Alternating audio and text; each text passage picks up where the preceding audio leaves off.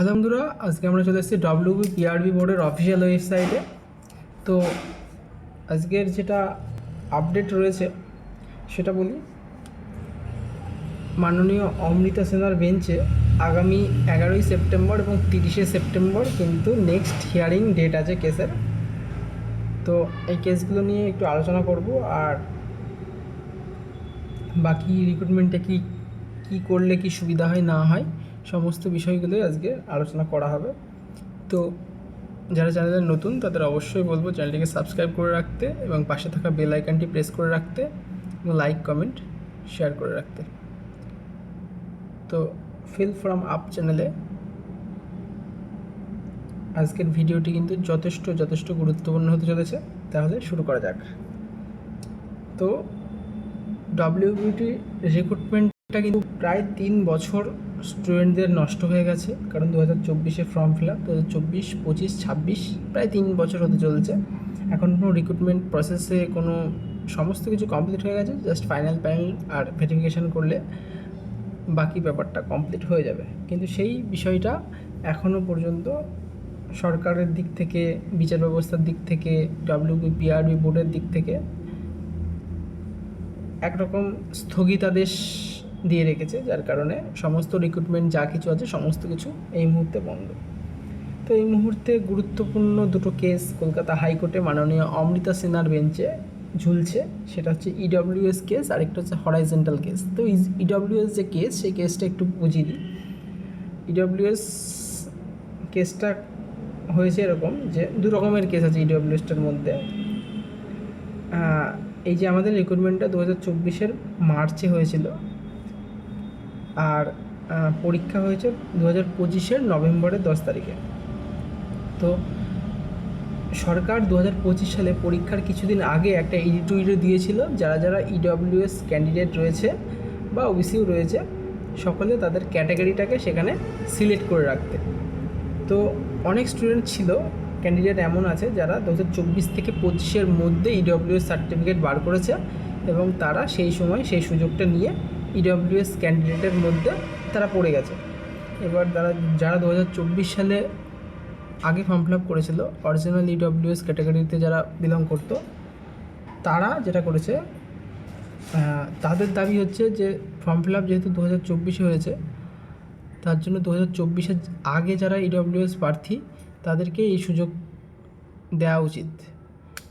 এইটা হচ্ছে EWS case. আর horizontal case যেটা বলি, হরাইজেন্টাল কেসে হচ্ছে এতদিন ধরে যে রিক্রুটমেন্টগুলো সেগুলো হরাইজেন্টালভাবেই হতো। হরাইজেন্টাল বলতে যেমন সিভিকদের যে কোটা, সেই সিভিকদের কোটা তো সবসময় পূরণ হয় না, কারণ সিভিকদের কাট অফ যা দেওয়া হয়েছে সেই কোটা পূরণ হওয়া সম্ভব না। আর যদি কাট অফে ওরা চান্স না পায়, তাহলে মাঠেও নিশ্চয়ই খুব কম সংখ্যক সিভিক গেছে, এক্স সার্ভিসম্যান এরকম অনেকেই খুব কম সংখ্যক গেছে। সেই জায়গাগুলো নর্মাল ক্যান্ডিডেটদেরকেই পূরণ করতে হবে, সেই নর্মাল ক্যান্ডিডেট দিয়ে পূরণ করা হয়, ঠিক আছে? তো এইটাই হচ্ছে হরাইজেন্টাল কেসের ব্যাপারটা। এবার হরাইজেন্টালভাবে এতদিন রিক্রুটমেন্ট হতো, আর যারা সিভিক রয়েছে বা অন্যান্য ক্যাটাগরিতে রয়েছে, তাদের দাবি হচ্ছে এই যে সিভিকদের যখন একটা আসন সংখ্যা বা সিট সংখ্যা রাখা হয়েছে, তাহলে তাদের কাট অফটা কেন দেওয়া হয়নি, তাহলে সেই কাট অফটা এত বেশি কেন রাখা হয়, যে কাট অফটা সেই মতো রাখা হবে, এটা নিয়ে একটা কেস চলছে।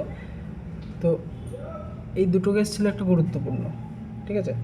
তো মাননীয় অমৃতা সিনহা 19শে আগস্ট স্টে অর্ডার ঘোষণা করেছে।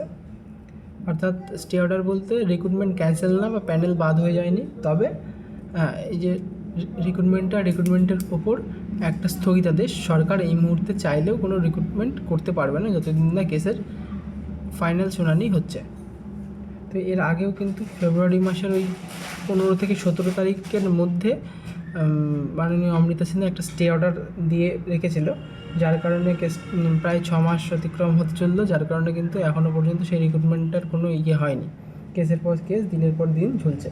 তবে আমাদের একটাই দাবি, আর কত অপেক্ষা করতে হবে?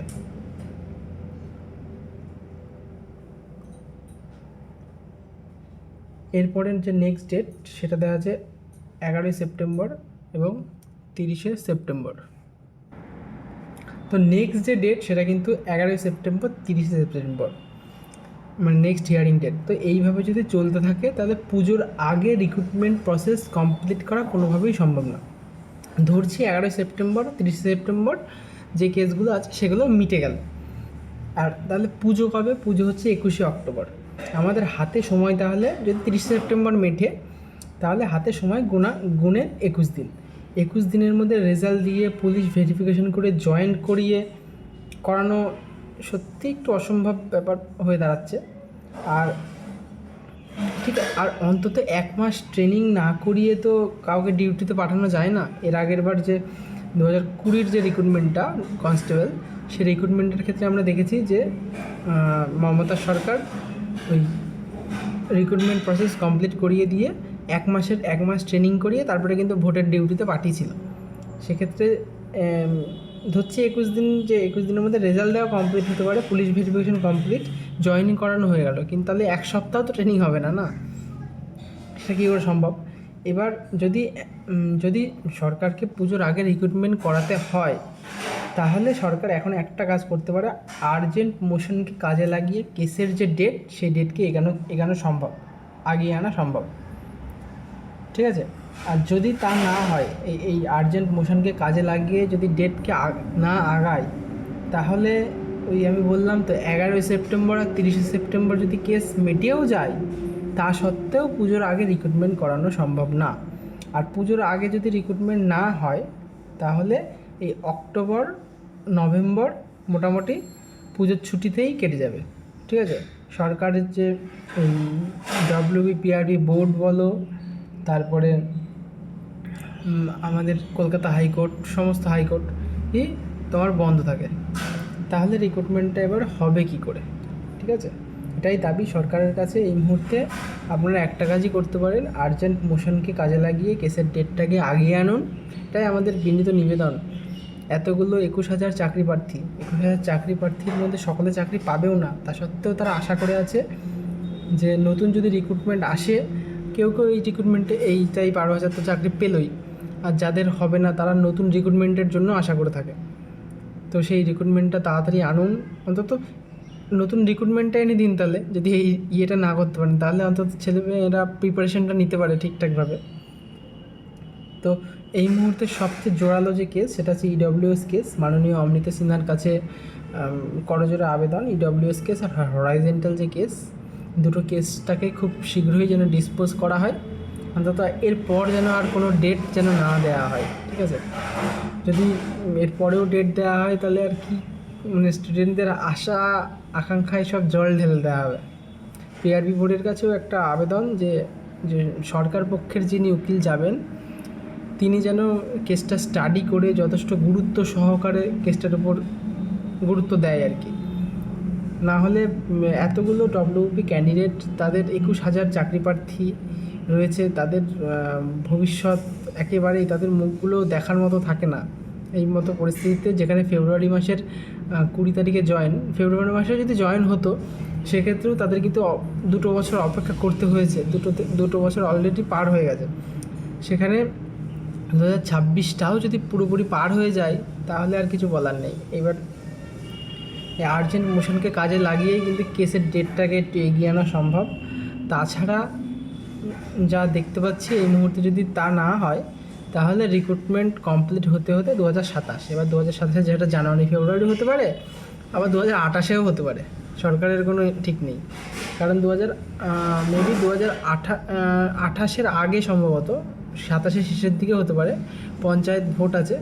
এবার সরকার চাইছে এই রিক্রুটমেন্টটাকে ঝুলিয়ে হয়তো পঞ্চায়েত ভোটের আগে এটাকে রিক্রুটমেন্ট করবে। সেটা যদি করে তাহলে খুবই মারাত্মক হবে, সরকারের এটা করা একেবারেই ঠিক হবে না আমি বলবো। তো যাই হোক, যদি ভিডিওটি ভালো লেগে থাকে তাহলে অবশ্যই চ্যানেলটিকে লাইক কমেন্ট শেয়ার করতে ভুলবে না। চ্যানেলে নতুন হয়ে থাকলে চ্যানেলটিকে সাবস্ক্রাইব করে রাখবে এবং পাশে থাকা বেল আইকনটি প্রেস করে রাখবে। ফিল ফার্ম আপ চ্যানেলে এরকম নিত্য নতুন ভিডিও আসতেই থাকবে এবং গুরুত্বপূর্ণ আপডেট, WB সংক্রান্ত যাবতীয় যা আপডেট সমস্ত কিছু এখান থেকে কিন্তু পেয়ে যাবে। তো দেখা হচ্ছে পরবর্তী ভিডিওতে। ভিডিওটি দেখার জন্য অসংখ্য ধন্যবাদ।